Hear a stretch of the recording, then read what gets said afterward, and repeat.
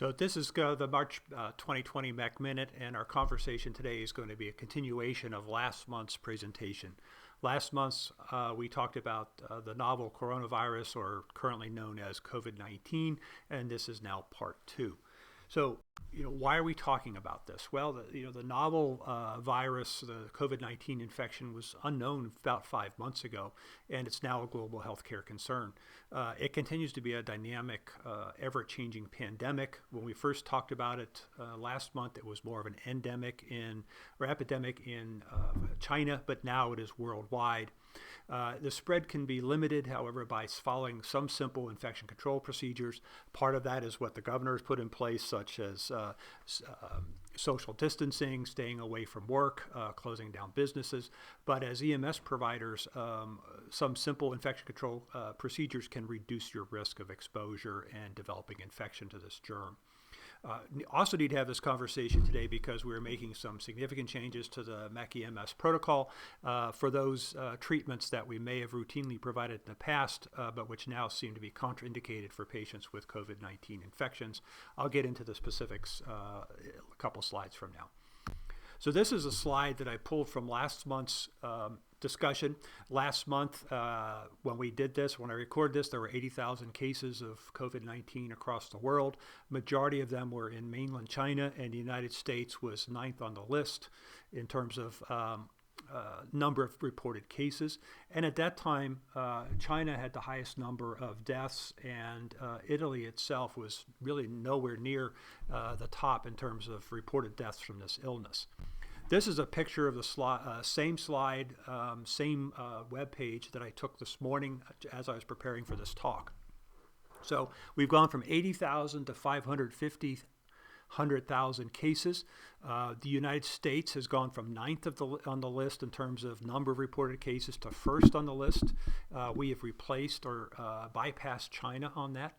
Italy, who was barely on the list last time, is now 3rd on the list, and Italy is now leading the way in terms of number of deaths related to this illness, and China is starting to drop off. So this is a dynamic process that continues to change, and we are now seeing it in our part of the world. This is a slide that came from the World Health Organization, and I put it up because I think we just need to briefly discuss the infectivity of this germ. So if you look at this chart, the x-axis, that line running from left to right, is the R0, or reproductive number, for the virus. So R0 means if you have a single patient with a disease, or an infectious disease, how many people do you expect that single person to infect because of the nature of the infection? So the R0 for patients with measles, for instance, it's all the way on the far right. The R0 is just under 12. So that gives you a perspective. The y-axis that runs up and down is the mortality rate expected with the virus. So if you look at the top left corner, you see Ebola up there, and Ebola is about 50%, has a mortality rate of around 50%. So if you look at the R0 for Ebola, it's under 2. So that means each patient with Ebola probably will infect 2 other patients, but one of those 2 patients are probably going to die. Whereas if you look at measles, the measles virus will infect about 12 people, and of those 12 people, 1 or 2 of them will die from the measles. So if you look at the red bar in the bottom left corner, that's where the epidemiologists think COVID-19 is going to land. So somewhere between the common cold and the swine flu. That's what they're anticipating when all is said and done, and we have the ability to run all the statistics in a year or 2 from now. So this is kind of gives you a perspective. Just one other comment about R0. If the R0 is less than 1, then the virus or the germ will die out because it's infecting less people than the number of people who have the virus. So it'd be nice if the COVID-19 was less than 1. If it was, we wouldn't even be having the problem we have right now. But I just wanted to show you this slide. It gives you some perspective in terms of balancing or estimating the infectivity of this germ, or the R0, plotted against the estimated mortality rate.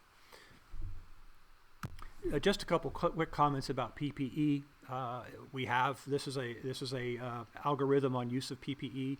Your department may have something similar or different. When we first started this, we've spent a lot of time talking about could the should the patient have traveled to China?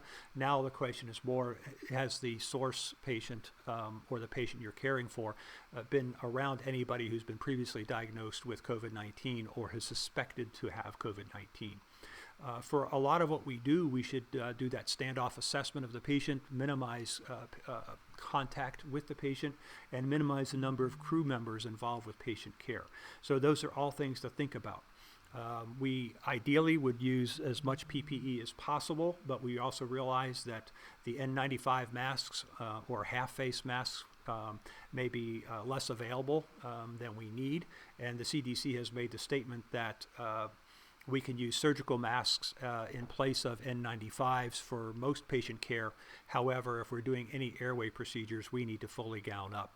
Gowns, gloves, N95 or better mask, and eye protection. So those are things to keep in mind. You should review your infection control processes within your organization, and I'm sure that you have already, and you should continue to review it. Here are the symptoms. This is a slide that I talked about. This is the same slide that I used last month. We talk about the symptoms of the infection. This is what we knew a month ago. So the common symptoms we look for are fever, cough, and shortness of breath, and in severe cases, pneumonia or ARDS. Well, what have we learned since then? Well, here's kind of a timeline that seems to be pretty consistent. The average point of time when people start developing symptoms is 5 days after exposure, and they typically have some symptoms that we would all say are flu-like. So fever, headache, cough, body aches. They may have nausea, but typically vomiting is not part of the issue. Nausea is. They may have some nonspecific mild to moderate abdominal pain. They may have some diarrhea. They may be fatigued, and interestingly, they may also have some loss or change in their sense of smell. After about 5 days in is when they start getting shortness of breath. They may start developing an abnormal chest x-ray, and about 10 days into their illness, they tend to develop, or it's the point in time when they'll develop ARDS and multi-organ failure. So there's this bit of a honeymoon period for symptomatic patients in that first week where they have symptoms. They may not be so bad. They may actually seem to get better. But that second week, they're at greater risk to develop the complications that we're all worried about. What do we do in the emergency department in terms of making a diagnosis? Well, typically, the diagnosis is made based upon symptoms and presentation. At this point in time, any patient who comes in with upper respiratory symptoms or a cough is assumed to have COVID-19, although they could still have something else like a pneumococcal pneumonia. Typically, the patients are hypoxic.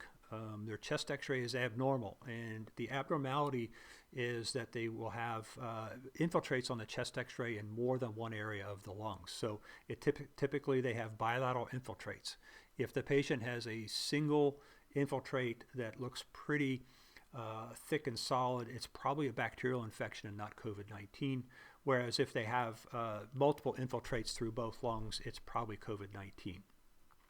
A CAT scan can also be used to make a diagnosis, but if you put a patient on the CAT scan machine and the CT is concerning for COVID-19, you then have to decon the machine, and that can take 30 to 60 minutes to thoroughly decon the gantry and the rest of the CT machine before you can put the next patient on it.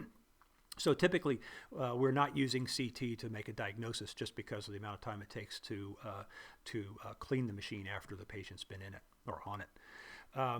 Lab work we can use to help confirm that the patient's got the illness. There are certain inflammatory markers we can look for, but it generally it helps us get an idea of how the patient's doing. It helps us identify complications, but from the perspective of making an absolute diagnosis, the chest x-ray in the clinical course is better.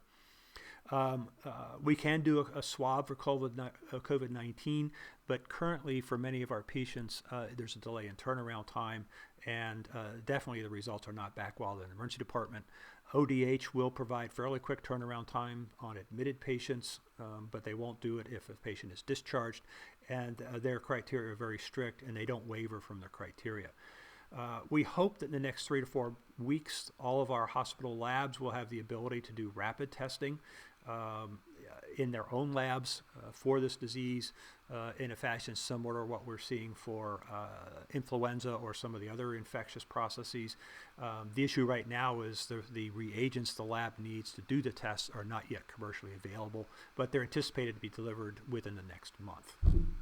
When that occurs, I think, at least from a diagnosis perspective, we will be able to more rapidly manage our patients. What have we learned about treatment?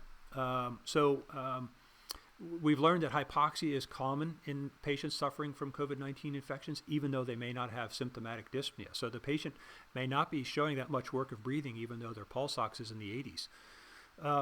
High flow oxygen helps, and for patients who are severely hypoxic or dyspneic, putting them in a prone position, meaning belly down, with supplemental oxygen seems to help them. It helps to clear the airways, help them aerate their lungs better, and they actually are more comfortable. There is no doubt at this point in time that steroids make patients worse, so we do not give steroids to patients who may have COVID-19, even if they have symptoms of acute bronchospasm or COPD exacerbation. We try to stay away from the steroids now. We've all been taught that if the patient is septic, we should give them large volumes of fluids. Well, for patients who have COVID-19, our use of fluids should be judicious and limited. We should adjust fluid rates as necessary to maintain hydration and keep the kidneys working normally, but we should avoid the high volume fluid boluses. We may actually start using pressors before we start using fluids in these patients. We don't use, or should not be using CPAP and BiPAP. Studies initially suggest that they may help, but it looks like they don't. And when we use CPAP or BiPAP, it just nebulizes the patient's viruses and secretions into the air and increases the risks of exposing our other patients as well as healthcare staff to the virus. So we don't use CPAP or BiPAP. Same thing with nebulizers. So if the patient's bronchospastic, we can use an albuterol inhaler if they have one, but we are not going to be using nebulizers to treat bronchospasm. And then we should intubate early and use PEEP. So when we talk about intubation in a slide or two, if you're going to use it, use the PEEP valves that we now have, and I would start at 10, I wouldn't start at 5, so PEEP of 10 millimeters of water and go up if you need to. These patients may develop stiff lung, which is what ARDS is essentially, and that PEEP helps keeps the lungs inflated and improves perfusion. So specific to the protocol changes, and I did send a memo out to the EMS coordinators outlining it, the protocol changes. These protocol changes are in effect immediately, and they supersede any comparable treatment plans that are identified in the protocols. The protocol changes are made on an emergency basis. They will not be incorporated into the protocol that's available through ResponseSoft. There are not a lot of them, but you need to be aware of them. So first thing we have is we now have a non-transport protocol. I've got a couple slides coming up on that. I'll talk more about it then. We will not be administering nebulized medications to patients who are bronchospastic. Again, we are assuming all patients are COVID positive, and that's how we're going to proceed in terms of our treatment. Now, if the patients have their own albuterol inhalers or CombiVent inhalers, you may assist them using their medications, and you can repeat it every 2 to 3 minutes as needed with no maximum. So typically when I have a patient with inhalers, I tell them to take 1 or 2 puffs every 6 hours. If your patient is really short of breath, just hit them every 2 to 3 minutes with their inhaler. There is no maximum. We are not going to add meter dose inhalers to our drug list because, first off, the MDIs are getting to be a little short in supply. They are expensive, and if we use an MDI for a patient at around $60 to $65 per each, we can't save it and use it for another patient. It's basically single use only. So we're not going to add MDIs to our protocol. But if the patient has an MDI, a meter dose inhaler for CombiVent or albuterol, you may assist them in using it and give as many doses as they need to recover. We also are moving up in our treatment algorithm the use of IM epinephrine and magnesium sulfate. Mag sulfate is also in short supply, but we to my knowledge, have plenty of 1 to 1,000 epinephrine, and we are going to use that at 0.01 milliliters per kilogram to a maximum of 0.5 milligrams or half an ml. So make sure you're aware of how to draw it up. You can give the epinephrine every 20 minutes as you need it, but we are going to start using IM epinephrine more and more and not use inhaled medications. Again, we're not going to administer steroids for patients with symptoms consistent with COVID-19. Just one sidebar, if you have a patient who's a 2-year-old with symptoms suggesting croup, I'm okay with giving them medication based on the croup protocol. But for all other patients who have evidence of bronchospasm, we are not going to give steroids. In terms of airways, the iGel is now the airway of choice until further notice. So if you have a patient who needs an emergent airway, we're going to place an iGel. And we're going to do that because it's least likely to cause aerosolization of secretions, and it's the least risky to you as a provider in terms of exposure to patient secretions. So if you have a patient who needs an airway, gown fully up, gown, gloves, N95, face mask or face shield or goggles, protect yourself, and then place an iGel. You can and should use the DSI drugs to sedate and place the device. You do not need to pre-oxygenate for 3 minutes like we have as part of the DSI protocol for intubation. Get the patient sedated and place the device. Use the BVM to ventilate the patient as you need to. Again, use PEEP. And if you have available HEPA filter that can be placed in line between the iGel and your BVM, please do that. I don't know how many of our providers have those in stock, but you can place them in line with the tube to help reduce the amount of virus that's in exhaled air. Didn't totally remove the indications for endotracheal tube. If you have a patient who has airway obstruction for which an iGel is not going to be adequate, then you can place an endotracheal tube. And easy examples for that are patients who have facial trauma, patients who have some obstruction within their hypopharynx, patients who have facial and oral burns. Those are circumstances where an iGel just is not adequate. But for the routine airway management, it's the iGel, and that includes cardiac arrests. And finally, for cardiac arrest, consider all cardiac arrests to be significant risk for exposure. So if you go in on a cardiac arrest, don full PPE for that patient. I think this is also an argument for using the mechanical CPR device so that you can reduce the number of providers at the bedside caring for the patient.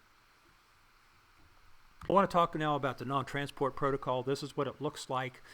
This is a protocol that I have worked with several other Franklin County EMS medical directors.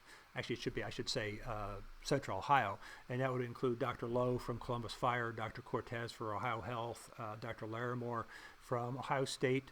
She also has Newark City, so what we do will also involve Newark City. And then Dr. Orth, who has Monroe Township and Centerburg in the city of Westerville.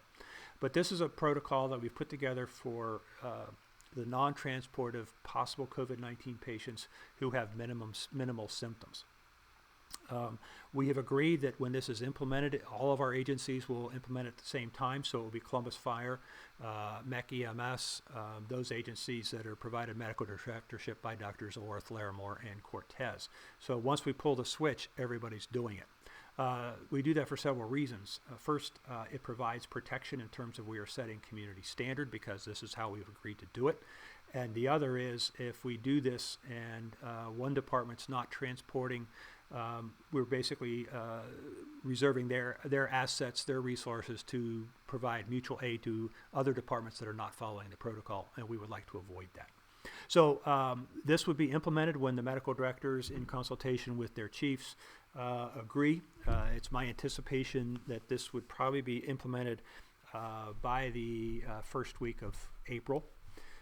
And you will be given notice, but you should know about it now and train on it and be familiar with it. So I've taken this document, it's kind of crushed and compact on the slide, so I've taken out snippets to discuss. The first is that step one. So if the call takers advise the patient suspected having COVID-19, you put on your PPE, and you're going to do that initial assessment from the doorway. And again, it's from 6 feet or more. The step is to go to box 2, which is on the right-hand side, and we're looking for those things we can identify as immediate disqualifiers from the protocol. So the patients, to be qualified, they have to be less than 60 years of age. So if you're over 65, patient doesn't qualify for this non-transport protocol, just go about business as usual, do what you need to do. And then other disqualifying conditions are heart disease, lung disease, diabetes, immunocompromised state, which could be chronic steroid treatment, could be a patient who's had a previous transplant, now they're on immunosuppressants, or any patients that is pregnant. So let's say that you have a patient and under box 2, they qualify. They don't have any of these exclusions, so you can go to the left. If they have exclusions, you drop down to the box below box 2, which says, go ahead, proceed with your standard treatment, which basically means assess and transport. But if the patient does qualify because they've met the criteria, go to box 3, and there are other bullets there. So we have fever identified. So fever in itself is a separate discriminator in terms of who's available or who qualifies for this process. So if they have a temperature over 100.4, then it's very likely in the current time and place that the patient's got a COVID-19 infection, and that's what this process is for, to evaluate patients with COVID-19 for non-transport. So if their fever is less than 100.4, then maybe you need to start thinking about another diagnosis that has nothing to do with COVID-19. The second bullet is, does the patient have symptoms suggestive of viral illness? Is the patient between 2 years of age and 60 years of age? So we talked with Dr. Stoner, and he's comfortable with non-transport of children who are over or 2 years of age and over, as long as they meet all the other criteria. And then we have some vital signs listed that would serve as criteria. So if they meet the vital sign requirements, then they continue to be candidates for the non-transport protocol. So if they meet all the check boxes under box 3, then you can go to box 4. And here's box 4, which looks for specific exclusion. So if the patient meets all the criteria, but now they're having chest pain, they're significantly short of breath, they've passed out, and so on, then they do not qualify, and you go on to standard protocol. But again, if they have none of the exclusions listed, you go to box 5, which is on the right-hand side, and you can make a decision to not transport. But to do so, the patient needs to have a support system in play. So if the patient has some impairment, but they still qualify, they have to have somebody to be with them. The patient has to have the ability to understand the instructions, so they have to have capacity. So if you have a patient who lacks capacity based on your assessment, then you can't leave them at home, because we can't be assured they understand the instructions of what to do. You have to provide or document your patient assessment. So it's my suggestion that you either use a paper form developed by your department, or use a form within ESO or ImageTrend or whatever your EPCR is, to document that you've done the assessment and the patient's hit all the appropriate bullet points. And then before you leave, you have to provide the patient with information on self-quarantine, symptom management, and when to call for help again, and also, if possible, outpatient resources for follow-up. And that's something you need to work with your EMS coordinator on, and your EMS leadership to have it in place. So some comments about this. Again, once this is implemented, once we pull the trigger, all 17 of our member agencies are participating. Our chiefs are in agreement with that. You have to provide an assessment. You can't just say this patient doesn't need to go based on your assessment from 6 feet away. You have to use, or we recommend that you use a checklist of some kind, whether it's on paper or within your EPCR. For patients who land in box 5, meaning they're the ones who don't need transport, the patient has no choice. We're not going to say we'll take you if you want. If they meet criteria, they are not transported to the hospital. However, I do provide one opt-out, one option for you. And I think this is important. If the patient qualifies based on the whole process, but your clinical judgment says this patient needs to be seen in the hospital, this patient needs to be seen by a healthcare provider, then you do have that option. Because while yes, it's a protocol, I don't think it can be so absolute that we take away your clinical judgment, because I think your clinical judgment is good. If you think that patient is sick enough that they have to see somebody, then you transport the patient. But I would document that in the electronic patient care record. And then each agency is responsible for identifying patient instructions. I have sent 3 different examples to the coordinators. They can pick one, they can modify however they want, they can blend them together. But the important thing is the patients need to be given some written information about the course of the illness, how to take care of themselves, and when to call for help, as well as any potential resources for follow-up if they're available in your community. And resources may change with time. It would not surprise me if at some point public health sets up COVID assessment centers where patients who don't require hospitalization, but patients can self-transport to for an assessment and for treatment. If that happens, then we'll have to adjust our instructions for our patients. I have 2 more things I want to talk about. One has to do with unprotected potential exposure. So we've had a couple providers who have had exposure to potential or patients who potentially have COVID-19, but they were not wearing appropriate PPE. So recently, CDC provided guidance on what to do. When this first happened, we thought we had to isolate everybody for 14 days to see whether or not they developed symptoms, or have a COVID-19 screen back on the patient that's negative. Well, the CDC has recognized that all of us are in critical positions and we can't take everybody out of service. So what CDC has said essentially is if we have a provider who's exposed to a potential COVID-19 source, they can work as long as they have no fever, they have no other symptoms, and they wear a mask. So if you have an exposure, I think the first question should be, why did you have the exposure? Why were you not wearing PPE? But then the second question should be, how can we get you back to work? How can we monitor your physical status? And you continue to work with mask on until you develop symptoms or you've gone past that 14 days since the exposure. So there is an opportunity for keeping our providers on the job after an unprotected exposure.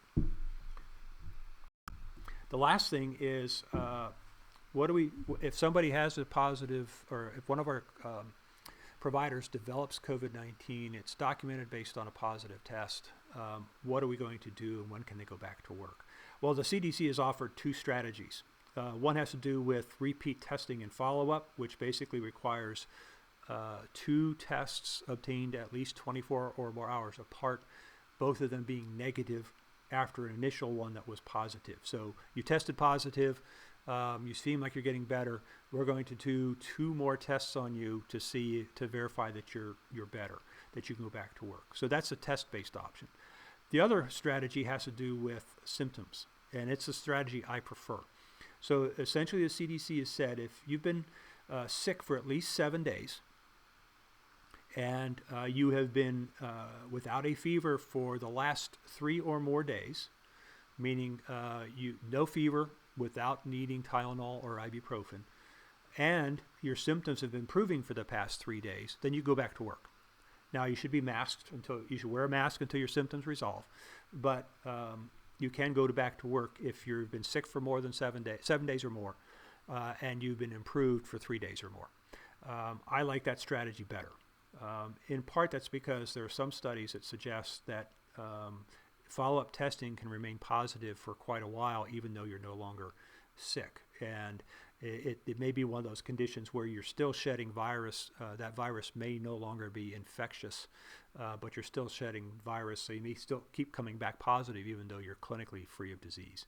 So our preference is going to go toward a non-test-based strategy for putting providers back to work after they've developed illness with a previously positive test. So some closing comments. Every patient from this point forward until we have reason to believe otherwise is a potential COVID-19 exposure. So it might be a sprained ankle, but assume that they are also sick. So protect yourself. Use PPE. For me, at the emergency department, my minimum is gloves and a mask when I'm with a patient, and I wash my hands or use hand sanitizer as soon as I'm done.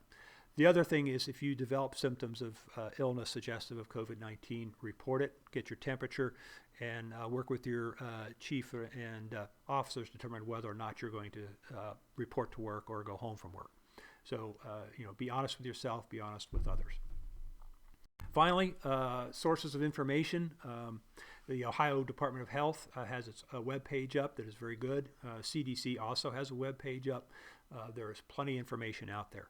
I go to these sources for information. A lot of what I see online to me sounds suspicious, but I like these two sources. There's also the call-in number for Ohio Department of Health if you have any questions you would like to ask. So thank you for listening in. Please be safe. We'll talk to you next month. Hopefully it's something other than COVID-19.